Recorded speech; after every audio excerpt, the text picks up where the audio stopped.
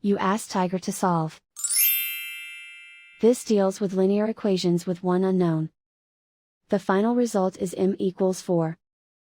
Let's solve it step by step. Simplify the expression. Group like terms. Simplify the arithmetic. Group all m terms on the left side of the equation. Subtract 2m from both sides.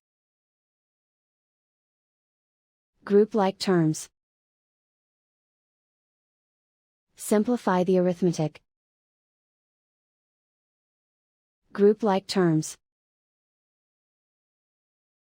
Simplify the arithmetic.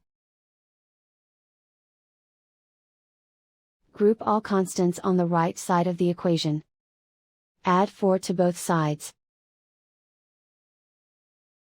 Simplify the arithmetic.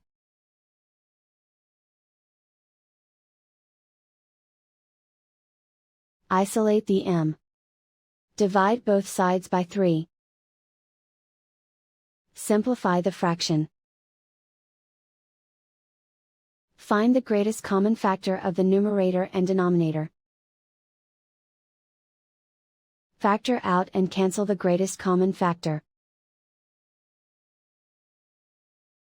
And so the final result is m=4.